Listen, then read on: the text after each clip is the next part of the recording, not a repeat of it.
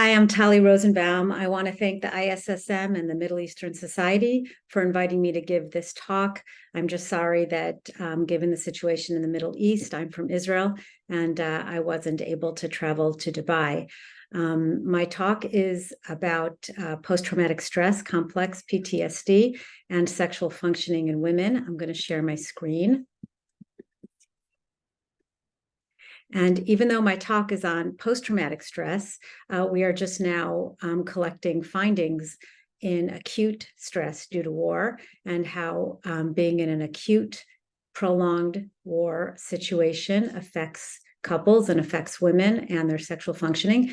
And I look forward to being able to present those findings when in person, when we can talk about making love and not war.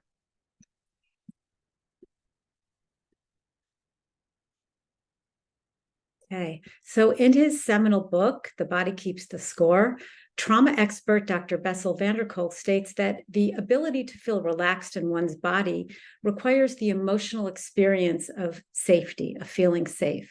The embodied experience of safety and relaxation and the emotional experience of safety and relaxation are critical to experiencing attachment and connection. Humans long for this sort of intimacy and they're wired to connect. And most individuals do want to experience a meaningful partnership, and that includes feeling secure and loved and understood. And sex provides the opportunity to express those feelings with connection and with joy and pleasure and satisfaction and sometimes playfulness. But in order to experience this, you have to trust. You have to be able to let go. You have to be able to take some risks while you're in the moment with all of your senses and trusting and accepting and being vulnerable with your partner. And of course, for women with complex trauma, they have an ongoing trauma history, being on guard and sometimes checking out or disassociating. That's what's allowed them to survive. The idea of relinquishing control and getting lost in the moment can be terrifying. And so rather than associate physical intimacy with pleasure or connection, sex can trigger feelings of shame, disgust, aversion, and pain. Many people are aware of how sexual trauma does affect sex, and we can go over some of those findings. But there's less, it's less well understood how complex developmental trauma that can come from other sorts of abuse, not just sexual abuse, can affect the development of a sense of self, can affect their safety, can affect their attachment, relationships. And so that's very relevant for the treatment of individuals and couples who are coming to you for help with their sex lives. So the effect and impact of childhood sex abuse on sexual functioning in women has been well studied. And for that data, I would refer you to this comprehensive review in the journal, in the Sexual Medicine Reviews by Pulverman and her colleagues, and also this recent review called Sexual Dysfunction in Women with PTSD. These are important to read, and I'll just review in general that there are various mechanisms by which sexual abuse or a history of abuse do affect sexual functioning. I'd also like to say something about how the symptoms can affect your interventions in sexual medicine with these women. So these can include having symptoms of sexual avoidance, aversion to sex, fear, being triggered by smells or anything that can be a reminder of that abuse, intrusive memories of the abuse. A partner can come up from behind you and touch you on your shoulder, and you might react with a trigger because of the hypervigilance to touch. It might trigger a scary body memory. So some people avoid intimacy. They might avoid a hug because it might lead to sex. So in sexual medicine language, this avoidance might be referred to as hyposexuality or desire disorder or arousal disorder. But that's why it's really important to be informed about trauma history, because this may not be about sexual dysfunction or desire disorder, but rather it may be about avoidance. There also might be behaviors that reenact the sexual trauma, and they might look like having risky sexual behaviors, having multiple sexual partners. There might be a self-soothing with pornography or a vulnerability to affairs. And so here too, sexual medicine might label this as hypersexuality or overly high desire, They might have been labeled as borderline or sex addicts. And then again, that's why it's really important to understand how some symptoms may be resulting from trauma. There's also a great deal of attachment trauma when somebody who is supposed to take care of you or who you love, a sister, a father, or a brother, is the one who abuses you. It can be terribly confusing, and it creates an inability to trust attachment. It makes it difficult to experience intimacy with a partner later in life. There's also a great deal of shame. So if a child who's abused felt sexually aroused during the abuse, as they tend to do, the abuser, as they tend to do, will blame them. And so they'll feel guilt. Also, the sexual arousal itself can be a trigger. It may trigger feelings of shame, especially if there was some kind of if there was sexual arousal being done to the child. And so it's important to be aware that sexual medicine or sex therapy interventions like directed masturbation or vibrator use might be avoided because they could trigger those same feelings. Another really important area in understanding the link between trauma and sex is that women who have a history of sexual abuse will have a more tendency towards more negative cognitive beliefs about sex, such as sex is dirty, men only want to use me for my body is dirty, I'm a piece of meat. And so it affects their development, also to the extent that I have no autonomy, I don't get to consent. And this may translate in believing that they have no choice, not only in their relationship, but also in the therapy room or in the physician's room, especially if the treatment is directive. And finally, body image and self-esteem. And so a woman coming to you may be completely disassociated from her body because she associates her body with the abuse. So individuals who experience ongoing symptoms of arousal and hypervigilance resulting from trauma, they might not feel safe if you tell them to just relax and let go. Being on guard and being ready to react when necessary, those are mechanisms that have allowed trauma survivors to endure. And so asking them to give up those defenses and just kind of relinquish their control, that's going to decrease their sense of safety in the room. Women who were sexually abused often don't feel the autonomy or the entitlement to be assertive or to not consent to an examination.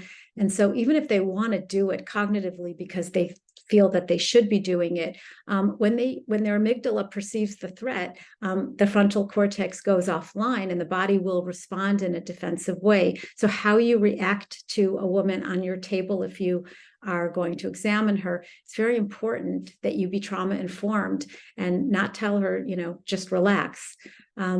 Also, dissociative responses might occur because there's the fight, flight, and if you can't use that, then you'll go into freeze. So when this happens, the woman is checked out. Freeze responses may have been adaptive to her when running away wasn't an option. Patients, by the way, your patients who are coming to you with low desire, they may be dissociating during sex just to get through it. And they may also disassociate during interventions, such as pelvic floor physical therapy or gynecological interventions. So for the doctors and the health professionals who examine women or treat women, this can be really difficult because as nice and patient as you are in a hierarchical position, their clothes are off, and this is how you might appear to them. So trauma is not only what happened, but what was the aftermath. So if a child was sexually abused and then disclosed it to an adult, and the adult's reaction was not a containing one, maybe there was blaming or shaming, what were you wearing, or why were you out late at night? And that's not uncommon in traditional cultures, that you caused it by dressing immodestly, or now you are used goods. So in my clinical experience, what was actually done to the child may be less impactful than how it was dealt with, how much it was believed. So when parents react and deal with it appropriately, then we can avoid the attachment trauma. The trust is restored. And now this has clinical implications as well regarding how you as practitioners respond to the disclosures of your patients, and to know how to do so with validation and with empathy. It's also important to know that the the abuse doesn't necessarily have to be explicitly sexual for it to affect sex.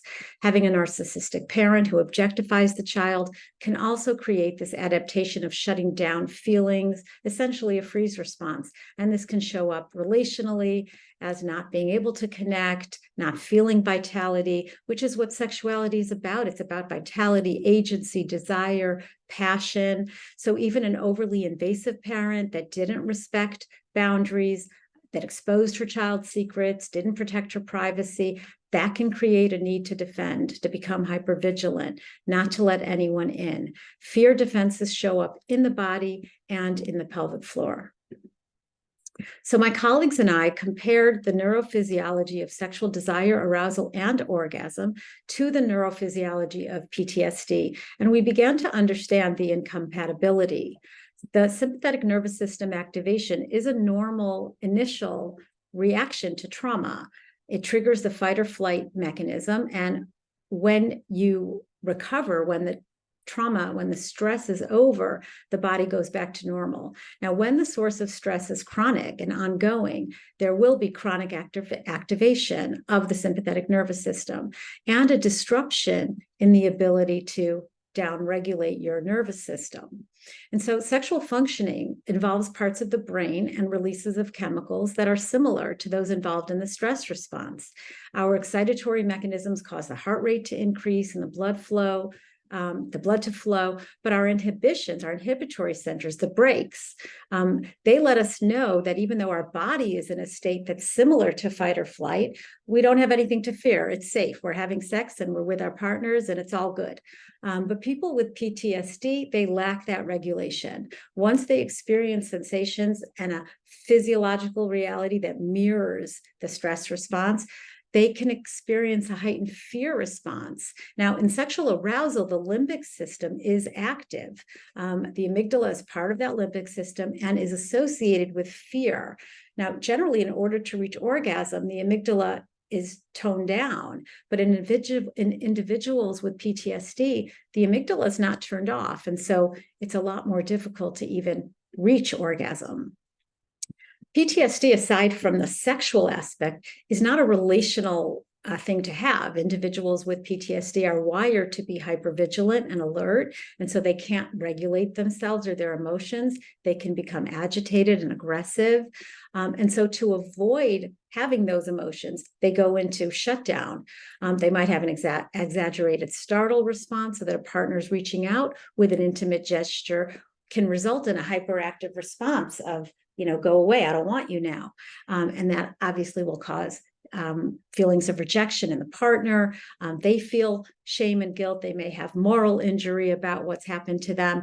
And so these couples will often go into an ongoing power struggle because they're both in their primitive limbic systems, and they're not able to access their wise minds, which is a lot of what we do in couples therapy, is to downregulate them, learn to co-regulate.